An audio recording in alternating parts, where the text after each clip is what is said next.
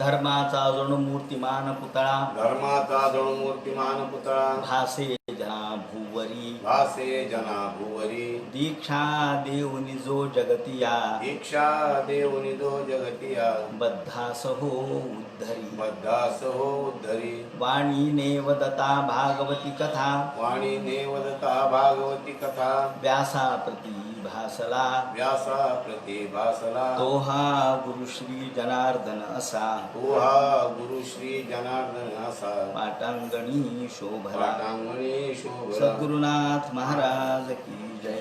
हरे नमः. श्री शुकोवाच द्वारी ज्ञानद्या ऋषभः कुरूणां मैत्रेयमासी नमगाधवो धम्म क्षत्रोपसृत्याच्युत भावशुद्ध प्रपुच्च सौशील्य गुणावितृप्तः. भगवान वेदव्यास वर्णन करून सांगू लागले. शुकाचार्य राजा परीक्षितीला सांगतात. याप्रमाणे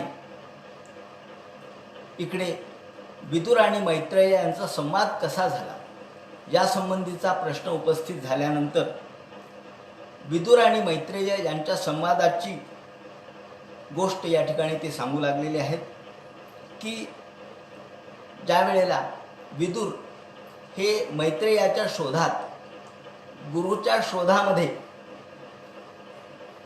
सर्वत्र फिरत फिरत फिरत शेवटी हरिद्वार या ठिकाणी आले. हरिद्वार हे असं क्षेत्र आहे की ज्या ठिकाणी 3 नद्यांचा समन्वय आहे, संगम आहे. गंगा, यमुना, सरस्वती या तिन्हीचा समन्वय, संगम ज्या ठिकाणी आहे.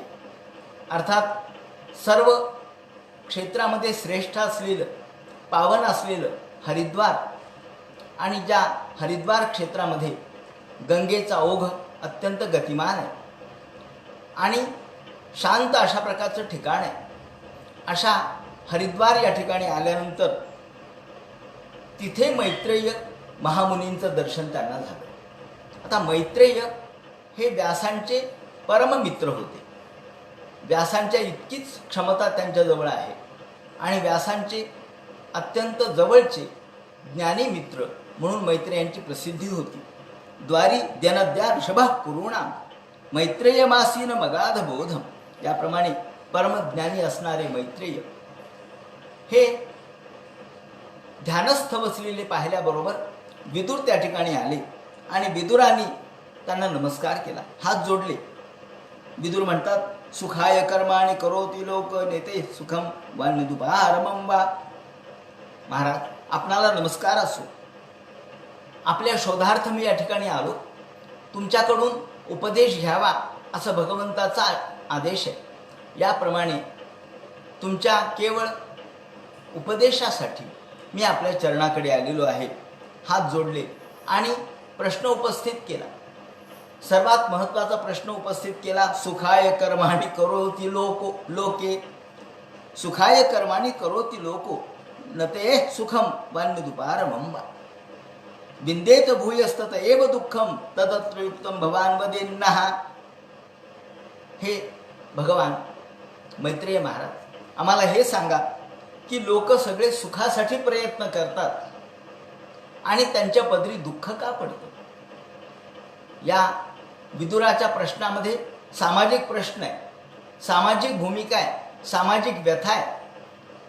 आपल्या व्यक्तिगत स्वार्थासाठी कोणीच प्रश्न विचारलेला नाही, व्यक्तिगत कल्याणासाठी कुणीही प्रश्न विचारलेला नाही. सगळे प्रश्न विचारतात, सगळ्या प्रकारच्या समस्या विचारतात त्या समाजाच्या दृष्टिकोनातून. आता विदुराला खरं म्हणजे काहीच कर्तव्य राहिलेलं नव्हतं.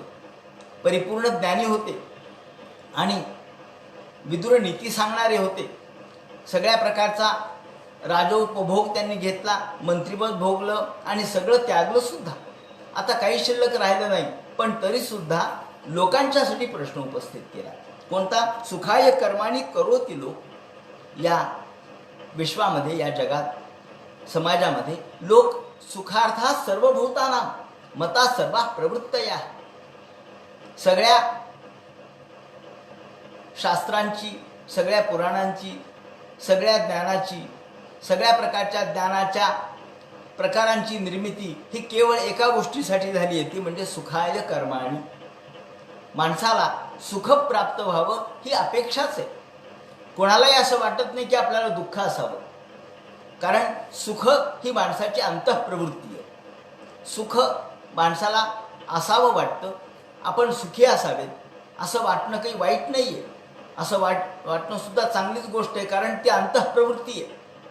माणसाचा मुळात जन्मच आनंदातून झाला.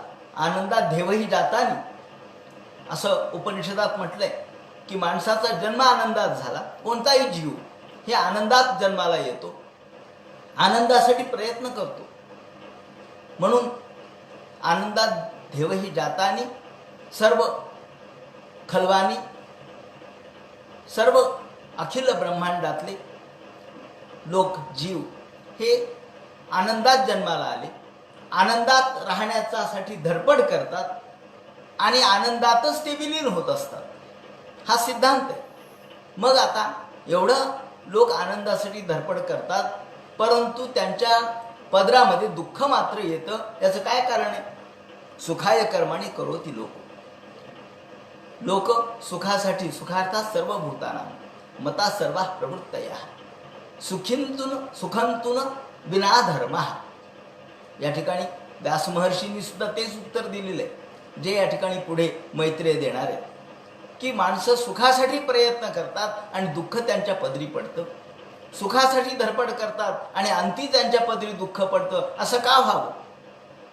म्हणजे लोक कुणीच असं म्हणणार नाही की मी आता श्रावण महिना लागलाय, लॉकडाऊन आहे सोडून द्या, थोडं कोविडचा लोकांना भय आहे सोडून द्या. पण लोक दुःख प्राप्त व्हावं म्हणून सत्यनारायण घालत नाही, दुःख प्राप्त व्हावं म्हणून अभिषेक करत नाही, दुःख प्राप्त व्हावं म्हणून शिवाला शिवार्चन करत नाही.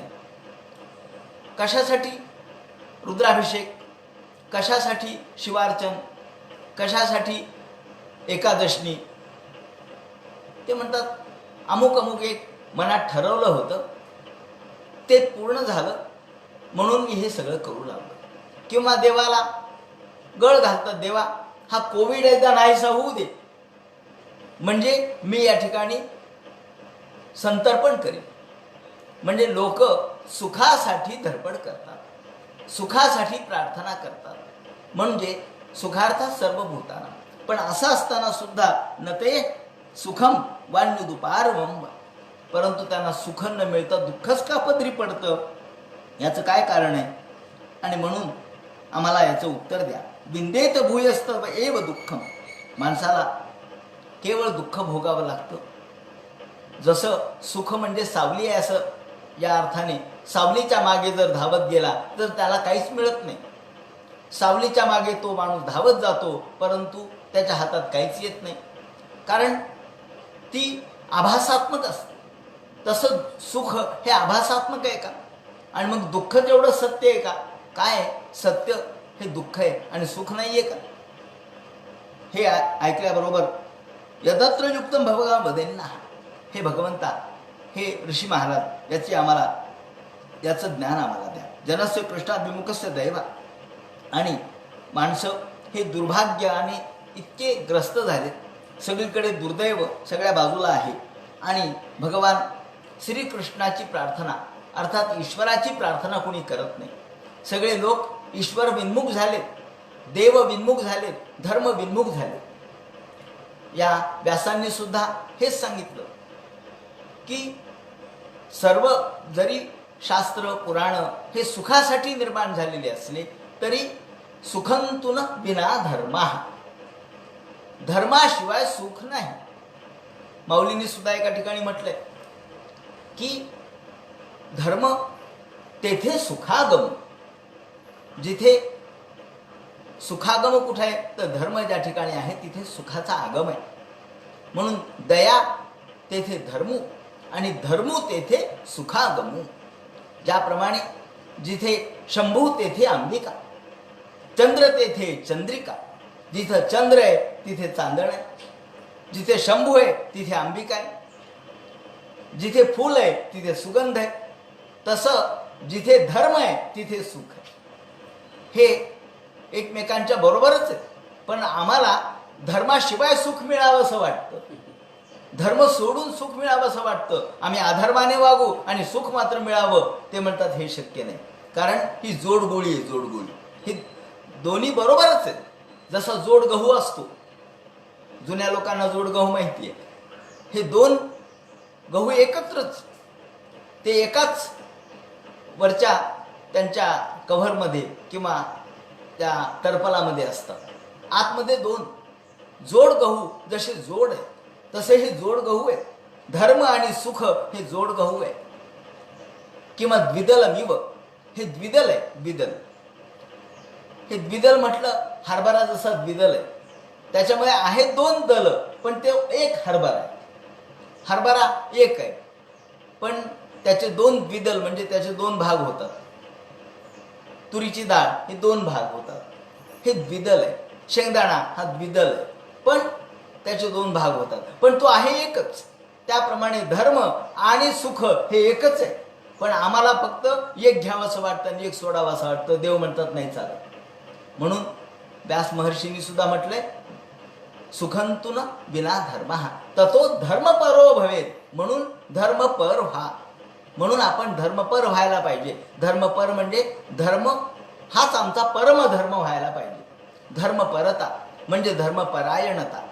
धर्मपर होणे म्हणजे धर्मपरायण होणे, धर्मरूप होणे.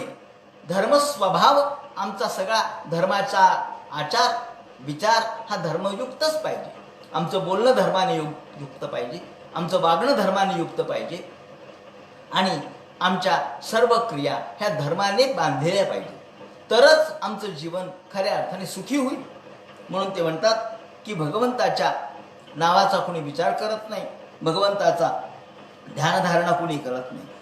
अधर्मशीलस्य सुदुःखितस्य. माणसा अधर्मशील झाली, धर्मशील राहिले नाही. अधर्म हा माणसाचा जगण्याचा धर्म झाला. अधर्मानेच माणूस जगू लागला, अधर्मानेच व्यवहार करू लागला. तर मग ते म्हणतात जर अधर्माने अधर्मच वाढू लागला तर मग माणसाला सुख कसं मिळेल? सुदुःखितस्य. आणि म्हणून माणसं दुःखी आहेत. रामराज्याचं वर्णन करताना या ठिकाणी रामराज्य म्हणजे काय याचं विवरण जेव्हा वाल्मिकींनी केलेलं आहे, त्या रामराज्याचं वर्णन त्यांनी सांगितलंय की तिथे कुणी दंड नव्हता, न दंडो न च दांडिका.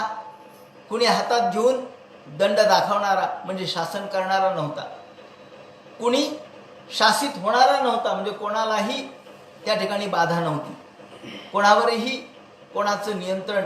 प्रत्येकाने आपापल्या पद्धतीने वागण्याचं ठरवलेलं होतं. त्याप्रमाणे कुणीही दंड देणारा नाही, कुणी गुन्हेगार नाही. मग कसं राज्य चालत होतं म्हणे? ते म्हणतात धर्मेणही प्रजास्तावत. प्रजा आपापल्या धर्माने वागत होती. स्वधर्मेण प्रजास्तावत. त्यावेळेला प्रजा ही स्वधर्माने वागत होती. रक्षन्ति स्म परस्परम. मी माझ्या धर्माचं रक्षण करायचंय, तुम्ही तुमच्या धर्माचं रक्षण करा. तुमच्या धर्माचं रक्षण तुम्ही केलं तर मला त्रास नाही, माझ्या धर्माचं मी रक्षण केलं तर मला त्रास नाही. कोणताच धर्म एकमेकाला मारायला सांगत नाही, कोणताच धर्म एकमेकांच्या विरोधात जायला सांगत नाही, कोणताच धर्म हत्या करायला सांगत नाही, कोणता धर्म चोरी करायला सांगत नाही, कोणताच धर्म हा दुसऱ्याचं मन दुखवायला सांगत नाही, दुसऱ्याचं घर लुटायला सांगत नाही. मग असं जर असेल, तुम्ही तुमच्या धर्माचं पालन करा, आम्ही आमच्या धर्माचं पालन करतो. रामराज्य हे होतं. म्हणून त्यांनी म्हटलंय रामराज्याची संकल्पना या एका काय विधी महाविद्यालयाच्या पाटीवर लिहिलेली मी पाहिली. मी म्हणलं हे विधी महाविद्यालय, पण इथे कोणती प्रार्थना आहे किंवा कोणती भूमिका आहे? तर रामराज्याची संकल्पना आहे.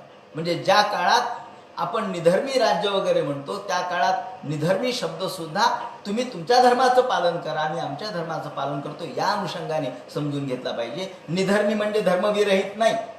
निधर्मी शब्दाचा अर्थ धर्मविरहित नाही, धर्म सोडून नाही, तर कोणत्याच धर्माचा आग्रह नाही. प्रत्येकाने आपापल्या धर्माप्रमाणे वागावं आणि धर्म हा माणसाचा मानव धर्म श्रेष्ठ आहे. म्हणून ते म्हणतात की रामराज्याची संकल्पना अशी की त्याला रामराज्य म्हणायचं की न दंडो न च दांडिका. ज्या वेळेला कुणीच कुणावरती आक्रमण करणारं नव्हतं, कुणीच कोणाला शासन करणारं नव्हतं आणि कुणी शासित होणारं नव्हतं, कुणी गुन्हेगार नव्हता आणि कुणी गुन्हेगाराला शासन करणारे नव्हतं. कारण गुन्हेगारच नसतील तर शासन कशाला पाहिजे हो? पोलिसाची गरजच नाही ना. जर गुन्हेच नाही घडले तर पोलिसाची गरज राहणार आहे का? नाही राहणार. त्याचं कारण लोकांच्या मनामध्ये प्रवृत्ती ही सद्धर्माची झाली पाहिजे. म्हणून ते म्हणतात स्वधर्मेण प्रजास्तावत रक्षन्ति स्म परस्परम. प्रत्येकाचं रक्षण जर आपण एकमेकांचं केलं तर बाकी कोणावरही ताण येणार नाही.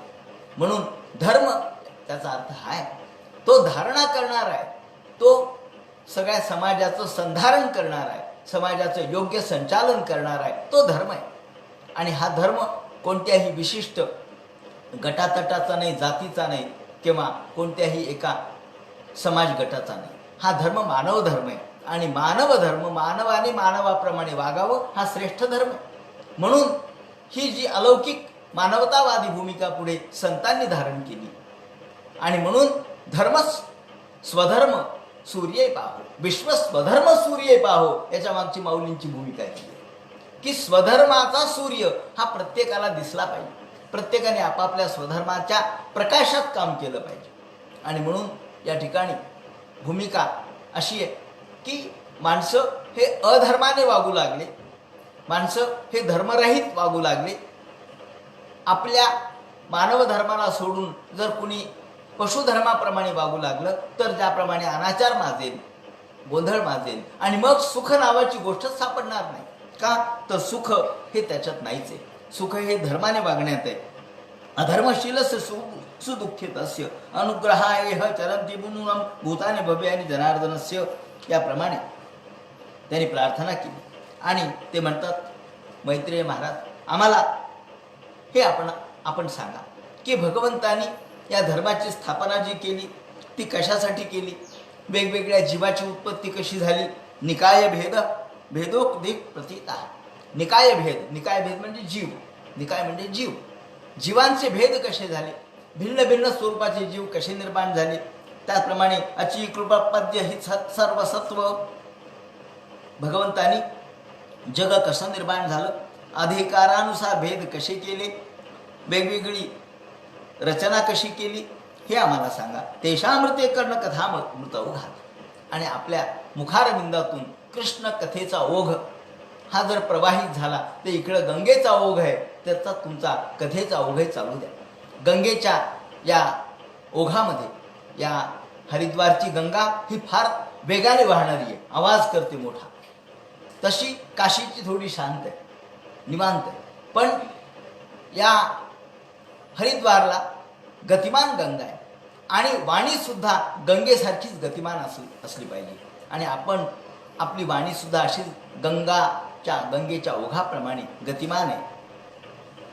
आणि या गंगेच्या ओघामध्ये जशी प्रवाहितता आहे तशी आपल्या वाणीत प्रवाहितता आहे. आणि नुसती प्रवाहितता नाही तर कृष्ण कथा ही पवित्र करणारी आहे. ही जशी गंगा पवित्र करणारी आहे तशी तुमच्या मुखारबिंदातून निघणारी जी वाणी आहे ती पवित्र करणारी आहे, कारण त्यामध्ये कृष्णकथा आहे. कृष्णकथा मृत ओघात. ओघ कशाचा आहे? कृष्ण कथेचा. आणि अमृत ओघात तो अमृतमय अशा प्रकारचा ओघ आपल्या मुखारबिंदातून बाहेर पडला म्हणजे आम्हाला आनंद होईल अशी प्रार्थना केली. उद्धृते पुरुषे इवार्थ बंधो शिवाय न कीर्ते तीर्थ कीर्ते. आपण अत्यंत श्रेष्ठ दर्जाचे आहात. आणि ज्याप्रमाणे भुंगा हा वेगवेगळ्या फुलावर बसतो आणि त्याचा मध ग्रहण करतो, त्याप्रमाणे आपण सार जेवढं आहे तेवढं ग्रहण केलेलं आहे. सारम सारम समुद्रत्य. ज्याप्रमाणे सारंग इव सार भोग, ज्याप्रमाणे सारंग म्हणजे भुंगा हा फक्त सार ग्रहण करतो, असार तेवढं टाकून देतो. संसार हा असार आहे. असारे संसारे क्षणिक सुख सारंग नयना. संसार हा असार आहे. तुम्ही संसार टाकलाय आणि त्यातला सार फक्त घेतलंय. सार परमार्थ आहे. सार आहे तो परमार्थ, असार आहे तो संसार.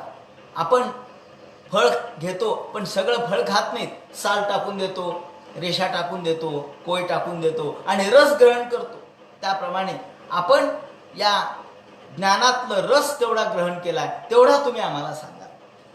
असं म्हटल्यानंतर मैत्रेय म्हणतात, हे विदुरा, आपण खरं म्हणजे आपण महात्मे आहात, आपणही मोठेच आहात. साधू पृष्ठम त्वमा साधू लोकां साधू नुगृह्णता. आपण साधूच आहात. साधू म्हणजे श्रेष्ठ दर्जाची वृत्ती असलेला जो संत आहे. जो महात्मा आहे त्याला साधू म्हणतात. जो साधू आहे तो सज्जन असतो. तो जगाच्या कल्याणात संताच्या विभूती, देह कष्टभीती परोपकार. तुम्ही जगाच्या कल्याणासाठी तुम्ही सुद्धा फिरता आणि तुमचा जो प्रश्न आहे तो जगत कल्याणार्थ हे मला माहीत आहे. आणि म्हणून कीर्ती वितन्वता लोके आत्मनोधोक्षात्मना. तुम्ही भगवंताची अधोक्षजाची कीर्ती गाण्यासाठी मला प्रश्न केला. मलाही मोठा आनंद वाटतो. गृहीतो अन्य भावेन त्वया हरिरीश्वरा. तुम्ही या ठिकाणी आलात, नमस्कार केला आणि अनन्य भावाने, या ठिकाणी शब्द मोठा मार्मिक वापरला, अनन्य भावाने. गृहीतो अनन्य भावेन. भाव कसा पाहिजे माणसाचा? अनन्य. अनन्य म्हणजे दुसरा नको. म्हणजे तुम्ही नाही मिळाला तो दुसरे, तुम्ही नाही तर और दुसरा सही, असं नको. अहो अनन्य म्हणजे एकमेव, एकमेव द्वितीय, एकमेव आणि अद्वितीय असं जर भाव असेल. अनन्य, या अनन्यतेमध्ये शरण्यता असते. मी फक्त तुम्हालाच शरण आलो, बाकी कोणाला नाही. मला दुसरं कुणीही माहीत नाही, माझ्यासमोर दुसरा कुणीही गुरु नाही. याला म्हणतात अनन्यता. आणि अनन्यतेमध्ये दृढता असते. अनन्यता नसेल तर मग चंचलता असते मनाची. मनाची चंचलता इतर गोष्टीमध्ये असते, अन्य अनेक गोष्टीमध्ये असते. पण तुम्ही अनन्य आहात. आणि अन्य म्हणजे संसार, अन्य म्हणजे प्रपंच. तुम्ही प्रपंचापासून मुरडलेले आहात म्हणून तुम्ही अनन्य आहात. बाकीच्या अन्य गोष्टी म्हणजे इतर. इतर म्हणजे काय? इतर म्हणजे ज्याला अर्थ नाही तो, बाकीच्या गोष्टी. इतरे जनाः मिष्टान्ने इतरे जनाः मिष्टान्नम इतरे जनाः. आपण म्हणतो ना की लोक लग्न असलं म्हणजे जातात आणि लग्नामध्ये काय, वधू वराच्या गळ्यामध्ये माळ घालते, वर वधूच्या गळ्यात माळ घालतो आणि लग्न लागतं. आपण लांबून अक्षता टाकतो, झालं. वरही पाहत नाही, वधूही पाहत नाही, आपणही वर पाहत नाही. जाऊ द्या म्हणतो, चला. कुठं पाहतो? जेवायला काय केलंय बघू द्या. जेवायला काय केलंय म्हणले, पहा, चला लवकरात लवकर जेवणाकडे जा. आणि मग चर्चा होते. पहा वधू कशी आहे, मुलगी कशी, काय की पाहिली नाही. मुलगा तोही पाहिला नाही. आणि मग जेवण मोठं चांगलंय. लोकांना इतरे जनाः, इतर म्हणजे अन्य. वास्तविक पती आणि पत्नी हे एकमेकांना हार घालतात, त्यांचं लग्न होतं. पण बाकीच्या लोकांना संतुष्टी कशात आहे, आनंद कशात आहे? फक्त मिष्टान्नम इतरे जनाः. बाकीच्यांना मिष्टान्न मिळालं, वा वा, लग्न काय थाटात झालं का? जेवायला काय होते पंचपक्वान्न. अहो इतक्या प्रकारच्या वस्तू होत्या, इतक्या प्रकारच्या गोष्टी होत्या की काही खा. याला म्हणतात लग्न. म्हणजे लग्न वधूवर कसे होते पाहिले नाही, लग्न कसं लागलं पाहिलं नाही. मग फक्त जेवणाला काय होतं, किती प्रकार होते आणि सुरुची भोजनामध्ये किती गोष्टी होत्या, याला म्हणतात लग्न. म्हणून मिष्टान्न मिळालं म्हणजे जसे बाकीचे लोक खुश होतात. आणि ते जेवण न मिळू द्या किंवा एकच पदार्थ असू द्या, काय काही नाही लग्न झालं धड. एक तर फक्त एक तर पक्वान नव्हतं, बाकी काही त्याला काही चव ना ढव. असं कुठं पक्वान नसतं, असं कुठं लग्न असतं का? म्हणजे लग्न हे मिष्टान्नावर ठरतं. आजकाल आपल्या वेगवेगळ्या संमेलनामध्येही असंच होतं. चर्चासत्रातही असंच होतं. चर्चेकडे कोण पाहतच नाही, जेवायला काय केलंय पाहतात. असो, सांगायचं तात्पर्य असं, याला इतर म्हणतात. इतर हे जनाः, इतर गोष्टी. पण आपण इतर गोष्टीकडे लक्ष न देणारे आहात म्हणून अनन्य आहात. आणि आपण एकनिष्ठ आहात, शरण्य आहात. आणि प्रेमपूर्वक हा प्रश्न मला विचारलाय. आणि आपण काही सामान्य नव्हे.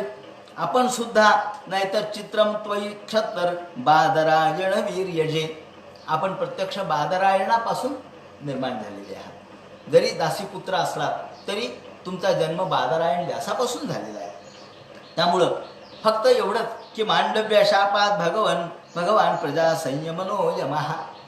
खरं म्हणजे तुम्ही या ठिकाणी शिष्याचा अधिकार पहा. मैत्रेय सांगतात, विदुरा तुम्ही काही सामान्य नाहीत. तुम्ही माझ्याकडे आलात ज्ञान घेण्यासाठी, पण तुम्ही सुद्धा सामान्य नाही. बादरायणाचे तुम्ही त्यांच्याच अंशापासून निर्माण झालेली आहात. आणि मांडव्य शापात भगवान, तुम्ही प्रत्यक्ष संयमन करणारे यम आहात. तुम्ही प्रत्यक्ष यमराज आहात.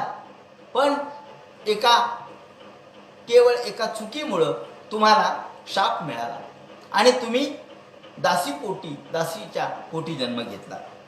मांडव्य शापात मांडव्य नावाच्या ऋषींनी तुम्हाला शाप दिला. मांडव्य नावाचे एक ऋषी होते. या ऋषी तपश्चर्या करत बसले होते आश्रमामध्ये आणि तिथे तपश्चर्या करता करता करता काही चोर आले आणि त्या चोरांनी ते धन तिथे ठेवून पळून गेले. राजाकडे वार्ता गेली की माझ्याकडे चोरी झाली. मग राजाने लोक पाठविले. त्याप्रमाणे लोक पाठविले. लोक शोधत शोधत त्यांचे जे गुप्तहेर होते ते शोधत शोधत आले. त्यांना या आश्रमाच्या तिथे चोरीचं धन दिसलं आणि त्यांनी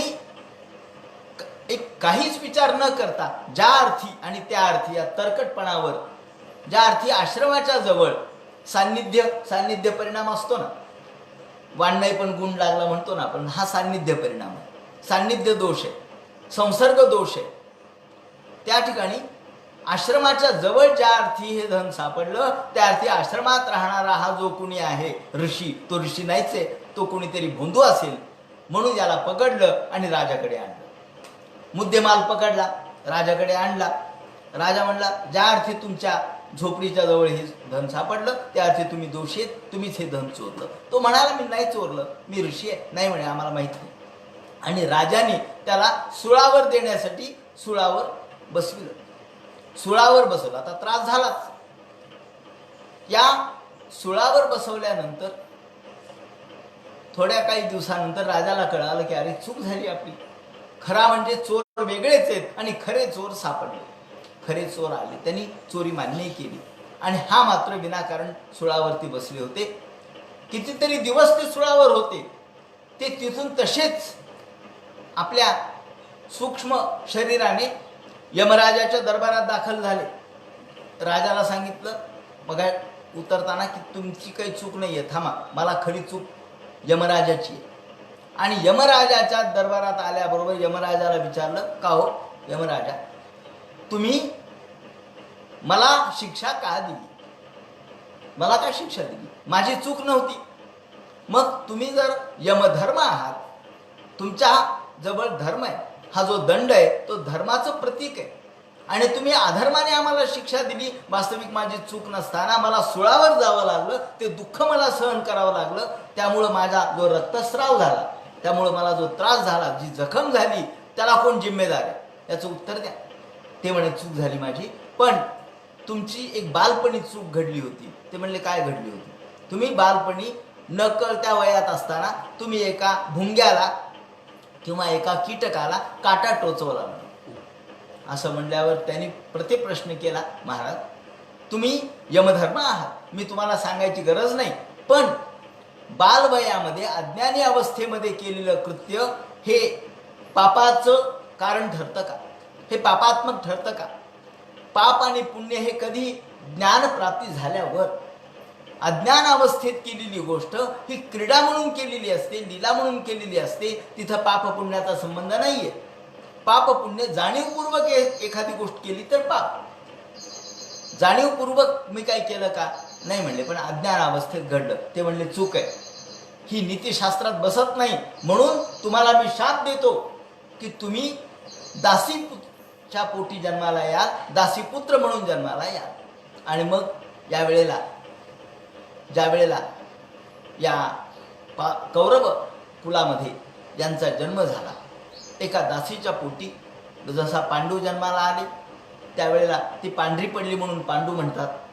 त्याच वेळेला दुसऱ्या वेळेला ती आंधळी म्हणजे डोळे झाकले म्हणून अंध जन्माला आले धृतराष्ट्र. आणि तिसऱ्या वेळेला मात्र तिने दासीला पाठवलं आणि ही दासी मोठ्या आनंदाने व्यास महर्षींना सामोरी गेली. त्यावेळेला हे विदुर जन्माला आले. याप्रमाणे तुमचा जन्म जरी दासीच्या पोटी जन्माला आलेला असले तुम्ही, तरी प्रत्यक्ष व्यास महर्षींच्या अंशापासून तुम्ही झाल्यामुळं क्षत्र बादरायण वीर्य जे गृहीतो नन्य भावेन तयत्वय हरिरेश्वरा मांडव्य शापात भगवान प्रजा संयमनो यमः. म्हणून तुम्हाला मांडव्य ऋषीचा शाप झाला आणि तुम्हाला हा जन्म प्राप्त झाला. पण या जन्मात सुद्धा तुम्ही तुमच्या धर्मापासून तिळभर देखील बाजूला गेला नाही. म्हणून भ्रातुक्षेत्री भुजिष्ठायाम दात सत्यवती सुता. याप्रमाणे आपण हे जन्म या ठिकाणी जरी घेतला, हा जन्म तुमचा केवळ धर्मासाठी जन्माला आलेला आहे. ज्याप्रमाणे ही विचित्रवीर्याची जी पत्नी, तिच्या दासीपासून आपला जन्म झाला आणि यस्य ज्ञानोपदेशाय मा दिशत भगवान व्रजन. आता आपण ज्ञानोपदेशासाठी आपण या ठिकाणी आलेला आहात, तेव्हा मी तुम्हाला हा ज्ञानोपदेश करतो. म्हणून त्यांनी सांगायला सुरुवात केली. हे तुमचे जे प्रश्न आहेत तुम्ही विचारले की जीवाची उत्पत्ती कशी होते, भगवान सृष्टीची रचना कशी करतो, सृष्टीची निर्मिती कशी करतो, पालन कसं करतो, हे मी सगळं सांगतो. कालवृत्त्यातु मायायां गुणमया मधोक्षजा. आणि मग पुरुषेनात्मभूतेन वीर्यमाधत्त वीर्यवान. या ठिकाणी भगवान हा आपल्या ताकदीने, मायेने, शक्तीने विश्वाची निर्मिती कसा करतो सर्ग सांगण्यात, सर्ग म्हणजे निर्मिती सांगण्यात आलेली आहे.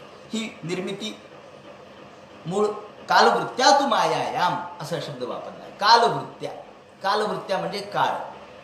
पण काळ हा भगवंताच्या अधीन आहे. काल नंतर प्रगट झाला, आधी भगवंत आहे, आधी महाविष्णू आहेत.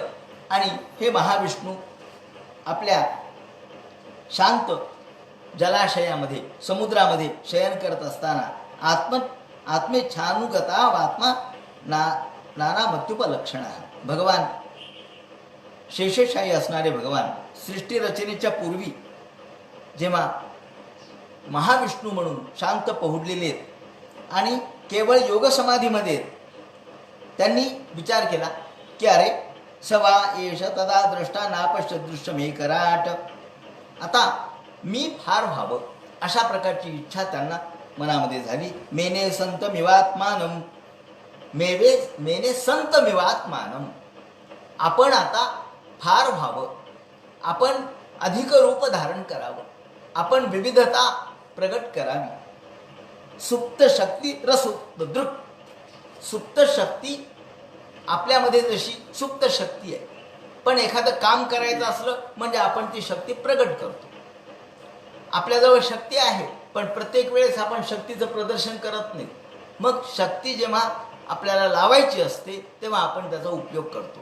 त्याप्रमाणे भगवंताच्या मनामध्ये सुप्त शक्ती रसुप्त दृक्. भगवंताची जी सुप्त शक्ती आहे ही माया आहे. भगवंतामध्ये ती समाविष्ट आहे, भगवंतामध्ये ती आहेच आहे. पण भगवंताच्या इच्छेने ही माया प्रगटली.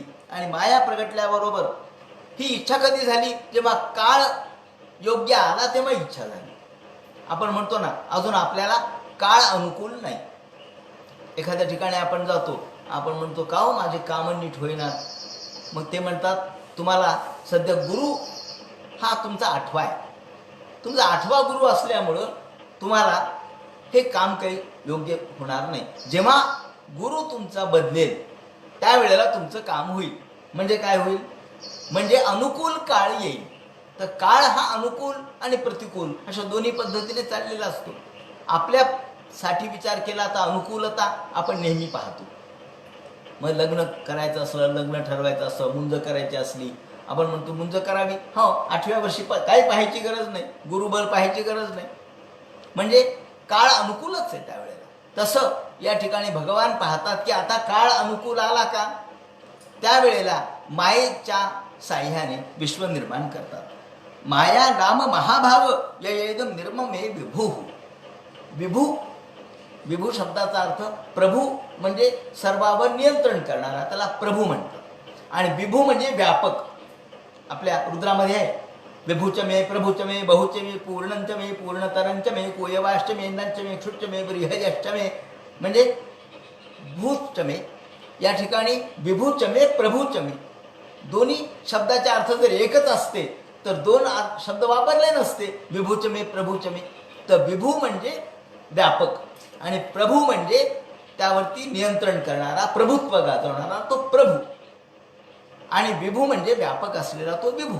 म्हणून या ठिकाणी व्यापक असलेला निर्ममे विभू. या ठिकाणी विभू म्हणजे सर्वत्र व्यापक असलेला, सर्व या व्यापकत्व भगवंताचं सर्वत्र आहे. आणि हे सर्वत्र व्यापकत्व सर्व, जसा अग्नी हा पूर्ण काष्ठामध्ये, पूर्ण अग्नी या लाकडात आहेच आहे, सर्वत्र व्यापून आहे. तो कुठं आहे आणि कुठं नाही अशी स्थिती नाही. जसा जीव हा सर्वत्र आपल्या शरीरात व्यापूनच आहे, प्राण हे आपल्या शरीराला व्यापूनच आहे, संवेदना आपल्या शरीराला व्यापूनच आहे, त्याप्रमाणे भगवान सर्वत्र व्यापून आहे. आणि माया नाम महाभाव येयगम निर्ममे विभू, या भगवंतांनी मायेला आपल्यातून निर्माण केलं आणि तिला प्रगट केलं. कार्य कारण रूप असलेली ही माया ही भगवंताच्या इच्छेनुसार प्रगट झाली आणि अनिर्वचनीय असलेली ही माया हिने विश्वाची निर्मिती केली. कालवृत्त्यातु मायायाम गुणमय्या मधोक्षजा, ही मायेला त्यांनी एक शब्द वापरलाय, गुणमय्या. ईश्वरासाठी गुणमय्या शब्द नाहीये, भगवान गुणमयी नाही, गुणमय नाही, माया मात्र गुणमयी आहे. आणि गुण म्हणजे प्रत्येक पदार्थाच्या सोबत असलेलं त्याचं वैशिष्ट्य, त्याला गुण म्हणतो आपण. गुण म्हणजे काय हो? गुण हा जो शब्द आहे तो प्रत्येकासाठी असलेला धर्म. गुण म्हणजे धर्म, म्हणून गुणधर्म शब्द आपण वापरतो. उदाहरणार्थ, आपण कधी असं होईल का की अग्नी आहे आणि तो थंड झाला? अग्नी कसा थंड होईल? अग्नीचा गुणच पोळण्याचा आहे, म्हणजे पोळणे हा अग्नीचा गुण आहे, थंड हा पाण्याचा गुण आहे. मग तुम्ही म्हणाल नाही नाही, आम्ही पाणी तापवलं, बरोबर आहे, मग आता पाणी गरम झालं का नाही? पाणी गरम झालं, मग पाण्याचं गुण आहे का गरम? नाही, थोड्या वेळाने ते थंड होईल, म्हणजे पाण्याचं गुण थंड आहे. म्हणून जरी अग्नीचा प्रवेश त्यात झाला तरी प्रकाशत्व येत नाही. म्हणजे अग्नीचा जो प्रकाश आहे, अग्नीचे दोन गुण आहेत, एक उष्णता आणि दुसरा प्रकाश, हे दोन गुण आहेत. पण पाण्यात तो समाविष्ट झाल्यावर उष्णता येते, गरमपणा येतो, पण प्रकाशत्व येत नाही. म्हणून कारण तो अग्नीचा गुण पाण्यात गेला पण एकांगी गेला, कारण मूळ पाण्याचा गुण थंडपणाचा आहे, त्यामुळे तो प्रकाशित होत नाही. या दृष्टीने प्रत्येकाचा एक एक गुण आहे. पाण्याचा गुण हा खाली वाहण्याचा आहे, प्रवाह पाण्याचा खालीच आहे.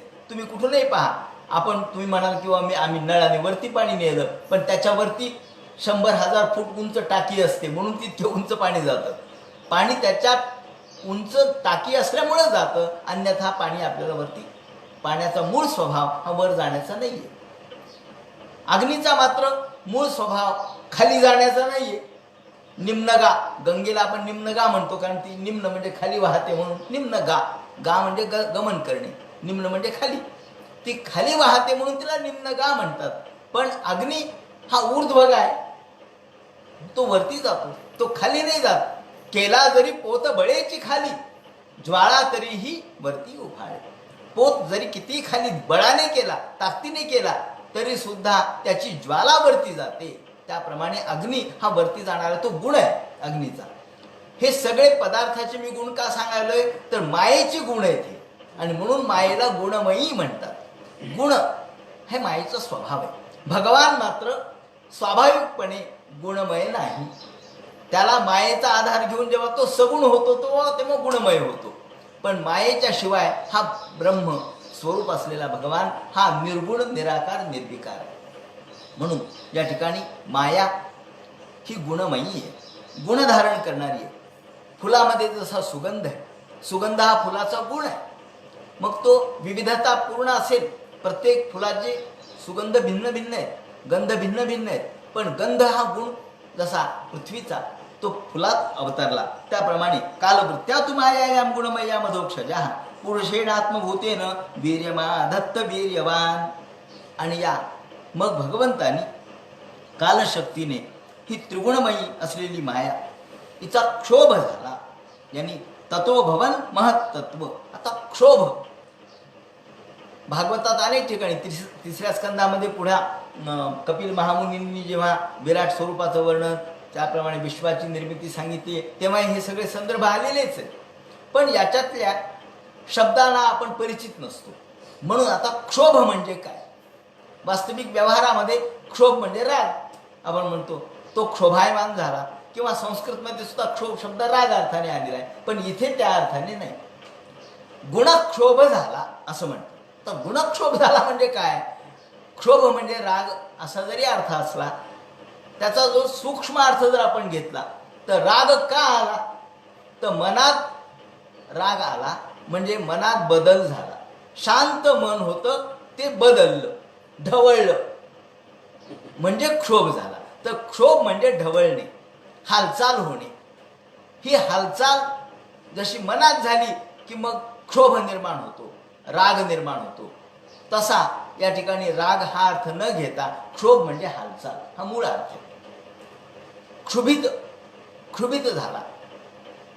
या ठिकाणी क्षोभ गुण प्रगट का झाले? तर क्षोभ झाल्यामुळे. या ठिकाणी गुणक्षोभ म्हणजे तिन्ही गुण एकत्र होते, त्याला साम्यावस्था म्हणतात. आता थोडं याची टर्मिनॉलॉजी, याची जी संज्ञा आहे त्या समजून घेऊ आपण. यामध्ये त्यांनी आधी साम्यावस्था म्हणजे काय? सगळं एकरूप झालं ते साम्यावस्थेमध्ये आलं. म्हणजे तिथे त्रिगुण होतेच, सत्व रज तम, पण ते इतके एकरूप झाले की आता वेगळे नाहीत. जळी लवण विरे तैसे झाले. पाण्यात मीठ मिसळल्यावर जसं आपल्याला ताबडतोब आता मीठ बाजूला काढता, ऊर्ध्वपातन केल्यानंतर काढता येतं ती गोष्ट वेगळी, पण आता पटकन मला मीठ दाखवा म्हटलं तर दाखवता येणार नाही. ते कसं झालं? सात्म्य झालं, एकरूप झालं. तसं साम्यावस्था म्हणजे एकरूपताची अवस्था. तिथे सगळे एकरूप झाले, सगळे रंग मिसळले, एकात एक झाले, अवघा रंग एक झाला. आता अवघा रंग एक झाला म्हणजे सगळे रंग एकमेकात मिसळले हो. म्हणजे आता हे रंग वेगवेगळे करायचे, मग त्याची काही आपल्याजवळ पद्धत असते.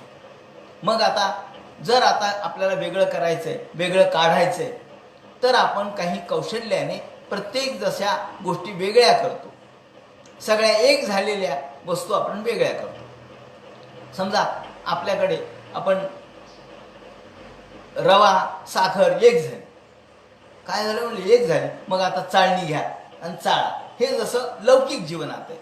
मग आपण चाळतो, मग बारीक चाळणी घेतो, त्यातून साखर बाजूला राहते, रवा खाली पडतो, त्याप्रमाणे हे वेगळं झालं. आता तसं इथे सात्म्य जेव्हा झालं, एकाकार जेव्हा झालं, सगळं एक जेव्हा झालं, साम्यावस्था जेव्हा झाली, तेव्हा सगळं एक होतं. मग हे प्रलय कालच्या वेळेला ही साम्यावस्था असते. प्रलय कालच्या वेळेला सगळं एक असतं. तिथे जड तेच आहे, चेतन तेच आहे, सत्व रज तम सगळे एक रूप झालेले. आणि देवाला असं वाटतं की आता हे वेगळं करायचंय. का?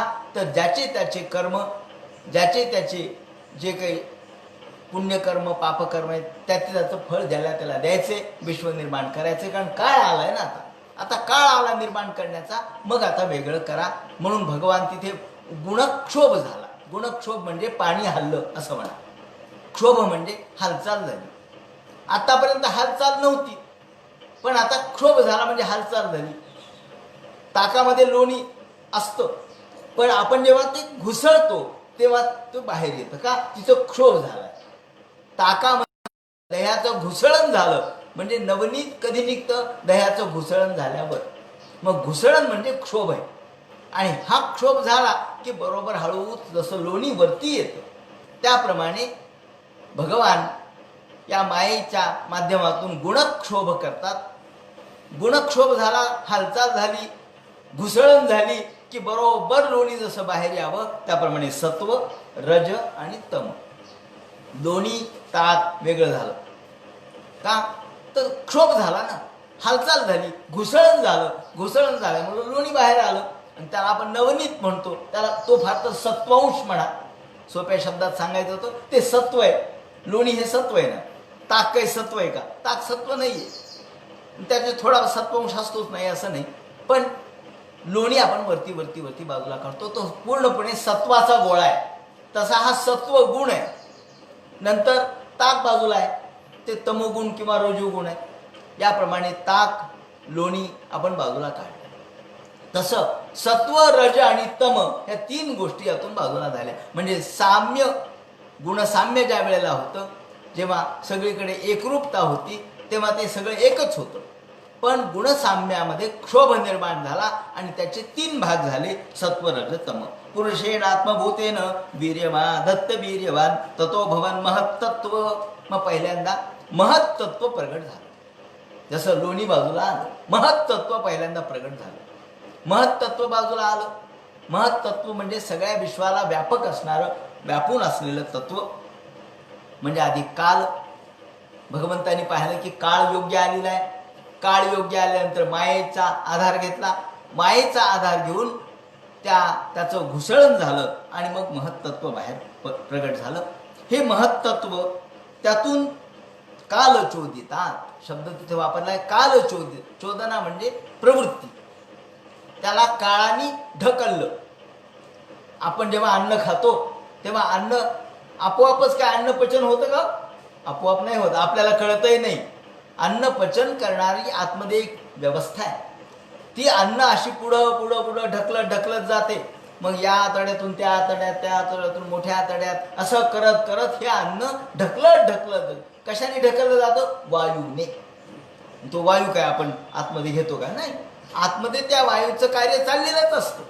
त्या वायूच्या कार्याने ज्याप्रमाणे अन्न पुढे पुढे ढकललं जातं, त्याला गती मिळते, त्याप्रमाणे इथे सुद्धा महत्तत्व, या महत्तत्वातून या ढकलण्यामुळं म्हणा किंवा कालचोदितात, काळाने प्रेरणा दिल्यामुळं म्हणा, त्याला एक धक्का बसल्यामुळे म्हणा, त्यातून अहंकार निर्माण झाला. त्यातून एक एक गोष्टी निर्माण होऊ लागल्या. अहंकार, हा अहंकार सुद्धा 3 प्रकारचा, सत्व रज तम या प्रकारचा. याप्रमाणे महत्तत्व, महत्तत्वातून अहंकार. हे महत्तत्व म्हणजे व्यापक असणाऱ्या भगवंताचं बुद्धितत्व आहे असं म्हणा. या बुद्धीमध्ये 3 प्रकारचे सत्व रज आणि तम या अहंकाराची निर्मिती झाली. अहम, अहम म्हणजे मी आहे. म्हणजे आता ज्या वेळेला अहंकार निर्माण होतो तेव्हाच अनेक गोष्टी निर्माण होऊ शकतात. अहंकाराशिवाय निर्मितीच शक्य नाही कोणतीच. म्हणून अहंकार हा कोणत्याही निर्मितीला कारणीभूत आहे. हंकार म्हणजे मी आहे, अहम. अहम, अहंकार म्हणजे काय? कार म्हणजे करत्व. म्हणजे आपण जसा ओंकार म्हणतो, वषटकार म्हणतो, तसा अहंकार. वषटकार, त्याचप्रमाणे स्वाहाकार म्हणजे स्वाहा असं म्हणणे, कार म्हणजे म्हणणे.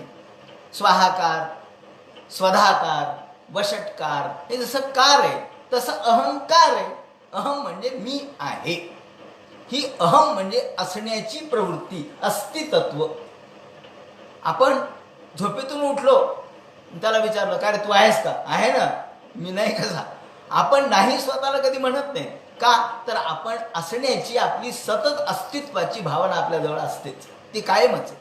म्हणून अस्तित्व ही भावना इथे अहंकार म्हणजे अस्तित्व भावना.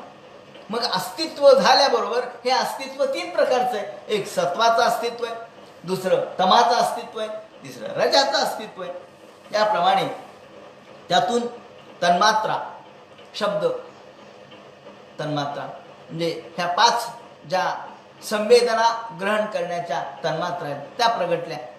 या तन्मात्रेबरोबरच जशा पुढे पंचमहाभूतासाठी उपयुक्त असणाऱ्या, त्यांचं ग्रहण करू शकणाऱ्या ह्या तन्मात्रा, शब्द, रूप, रस, गंध आणि स्पर्श, या 5 तन्मात्रा. आणि त्यातून आकाशाची निर्मिती झाली आणि त्या आकाशातूनच पुढे बाकीच्या गोष्टी प्रगटल्या. हे पंचमहाभूत प्रगटली. याप्रमाणे आत्मानं व्यकरोदात्मा विश्वस्य सुरक्षया कार्यकारणकर्त्रात्मा भूतेंद्रिय मनोमया. या भगवंताच्या केवळ सूक्ष्म रूपातून, विज्ञान रूपातून हे प्रपंचाची अभिव्यक्ती झाली. त्यातून चिदाभास, गुण आणि काळ, याला हे त्याच्या अधीन, महत्त्वाच्या अधीन आहेत हे सगळे. यातून विश्वाची निर्मिती भगवंतांनी केली. अशा प्रकारे ते म्हणतात की कार्य म्हणजे अधिभूत आहे, कारण हे अध्यात्म आहे आणि कर्ता हे अधिदैव आहे. याप्रमाणे अधिभूत, अध्यात्म आणि अधिदैव, कार्य, कारण आणि कर्ता. कार्य कारण कर्तात्मा भूतेंद्रिय मनोमया. भूत, इंद्रिय आणि मन. भूत म्हणजे पंचमहाभूत, इंद्रिय म्हणजे हे पंचेंद्रिय आणि मनोमय मन, मनाचे विकार. याप्रमाणे वैकारिकच तैजसस्य तामसस्य तेहम त्रिधा, याप्रमाणे वैकारिक, तैजस आणि तामस या तीन प्रकारच्या विकाराची सृष्टी. विकार म्हणजे बदल, परिवर्तन. ही परिवर्तनाच्या दृष्टिकोनातून ही सृष्टी निर्माण झाली. याप्रमाणे त्यातून तीन भेद प्रगटले. अहम तत्वामध्ये विकार झाला, त्यातून वैकारिक अहंकार, याच्यापासून मन जन्माला आलं आणि मनापासून विषयाचं ज्ञान होऊ लागलं. इंद्रिय ही त्याची अधिष्ठात्री देवता आणि त्याची अधिष्ठात्री देवता प्रगटली आणि इंद्रिय प्रगटले. तैजस अहंकारापासून ज्ञानेंद्रिय आणि कर्मेंद्रिय निर्माण झाले आणि तामस अहंकारापासून हे भूत, सगळे सूक्ष्म भूत प्रगट झाले. शब्द तन्मात्रा ह्या प्रगट झाल्या. याप्रमाणे आपल्याला चिदाभास हा महत्त्वाचा आहे. चिदाभासामध्ये आपली, चिदाभास म्हणजे काय? भगवंताचं प्रतिबिंब आपल्यात पडलं, याला चिदाभास म्हणतात. जसं आकाशात चंद्र आहे किंवा सूर्य आहे, त्याचं प्रतिबिंब जसं खालीच्या पात्रामध्ये पडतं, तो प्रतिबिंब म्हणजे चंद्र नाही आहे, पण ते चंद्राचं प्रतिबिंब खोटंही नाही आहे, कारण चंद्र आहे म्हणून प्रतिबिंब आहे. चंद्र किंवा सूर्य याचं प्रतिबिंब ते मूळ बिंबाचं प्रतिबिंब. जसं आपण आरसा पाहतो, आरसा पाहिल्यानंतर आपलं प्रतिबिंब पडलं, हे खोटं आहे का? खोटं म्हणावं तर आपल्या चेहऱ्यावर पडलेला डाग तिथे आपल्याला दिसतो, म्हणजे तो खरा आहे, पण ते प्रतिबिंब आहे, तो चिदाभास आहे. म्हणून प्रतिबिंब म्हणजे ईश्वराचा चिदाभास, म्हणजे आपल्या सर्वांच्या मध्ये जो जीवात्मा आहे तो चिदाभास आहे. हे तात्विक थोडं विवरण आहे किंवा या टर्मिनॉलॉजी ही तात्विक आहे. ज्याप्रमाणे ज्योतिषांभोन सृष्ट संसृष्टम विकुर्वत ब्रह्मवीक्षितम, याप्रमाणे ब्रह्म हे प्रत्येकामध्ये कसं प्रतिबिंबित झालं ते त्यांनी सांगितलं. आणि याप्रमाणे तैजस, वैकारिक तैजस आणि तामस, कालमायांश योगेनं भगवत वीक्षितं नभा, याप्रमाणे भगवंतांनी सर्व विश्व निर्माण केलं. आणि विश्व हे सृष्टी निर्माण झाल्यानंतर हे प्रमुख या गोष्टी वैकारिक, तैजस आणि तामस ह्या तीन गोष्टी निर्माण झाल्यानंतर सगळे देव भगवंताकडे आले. भगवंताला प्रार्थना केली, हे देवा, आता तुम्ही ह्या सगळ्या, तुम्ही जे निर्माण केलेली सृष्टी आहे वैकारिक, तैजस आणि तामस, या सृष्टीपासून जगत सृष्टी निर्माण करायची, कारण हे मूळ आहे, यांच्यापासून जग निर्माण करायचं आहे. आणि या जगामध्ये सर्वांनी आपली उपासना केली पाहिजे, आपल्याप्रमाणे धर्मकर्म केलं पाहिजे. तुमची उपासना सर्व विश्वास झाली पाहिजे, त्यातून धर्माची स्थापना झाला पाहिजे. पाहणेन ते देव कथा सुधाया, तुमची कथा लोकांनी ऐकली पाहिजे, सांगितली पाहिजे. यासाठी तुम्ही समग्र विश्वाची निर्मिती करायला प्रेरणा द्या. त्यासाठी कोणाची तरी नियुक्ती करा. ब्रह्मदेवाची नियुक्ती त्यासाठी केलेली आहे. म्हणून बलेन जित्वा प्रकृतीम बलिष्ठाम, हे देवा, यावत बलिम तेज हराम काले यथा वयम चान्न मदाम यत्र, ज्याप्रमाणे हे भगवंता ब्रह्मांड याची मूळ गोष्टी आपण निर्माण केल्या आणि वेळेवर हे सगळं निर्माण केलं. आता योग्यतेनुसार अन्न ग्रहण करण्यासाठी योग्यतेनुसार जगाचं संचालन, परिपालन व्हावं, यासाठी जग निर्माण करा. यथा वयम चान्न मदाम यत्र यथो भयेशाम त इमे हि लोक. बलिम अन्न निर्माण झालं पाहिजे. अन्न म्हणजे काय? आपण गीतेत बघितलंय की जेव्हा पाऊस पडतो, यज्ञ होतो तेव्हा पाऊस पडतो. यज्ञ पर्जन्यः पर्जन्यात अन्न संभवः अन्नात भवति भूतानि. एक एक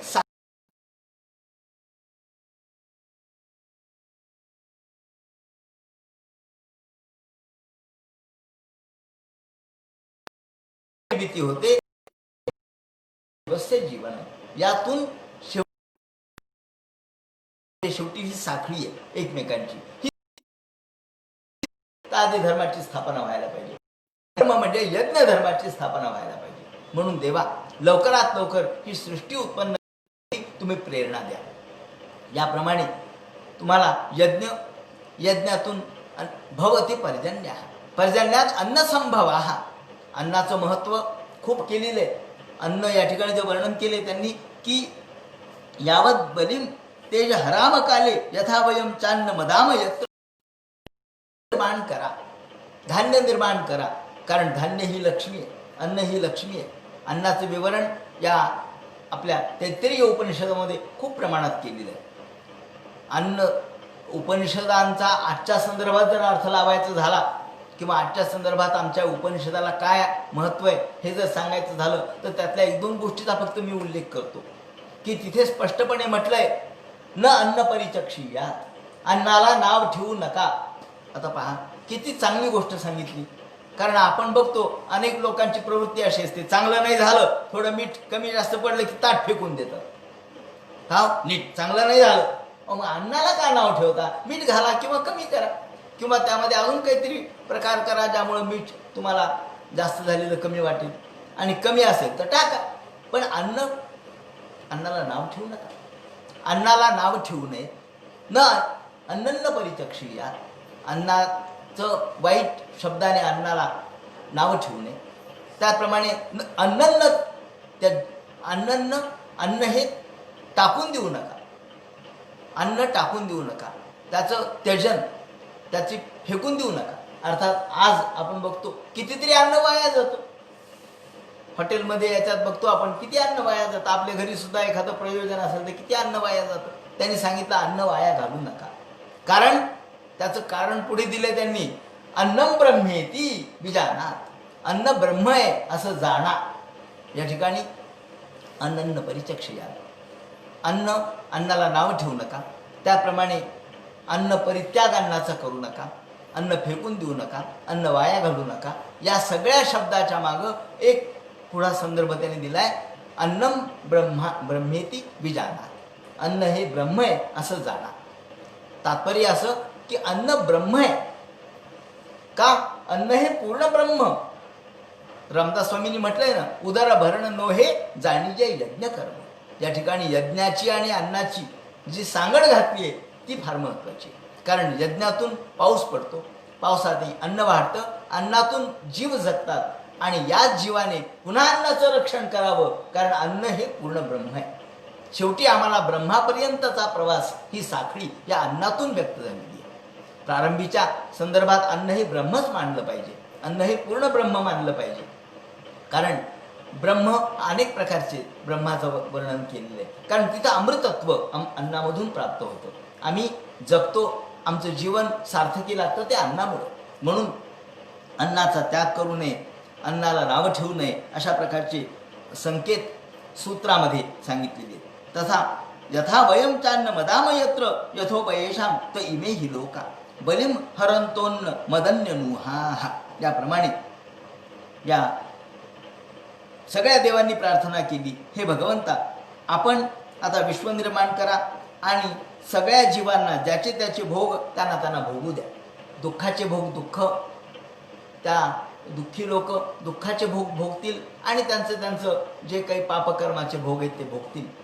जे त्यांनी पुण्य केले ते सुखाचे भोग भोगतील आणि आपल्यापर्यंत येतील. त्याप्रमाणे आपण हे विश्व निर्माण केल्याशिवाय त्वन्नस्तुराणामसी सांत्वयानाम.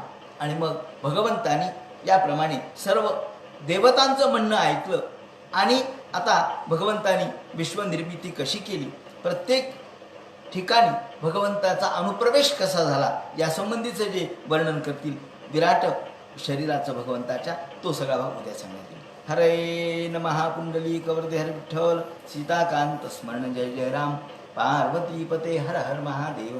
श्रीमज्जनार्दन गुरुमूर्तये नमः. हरे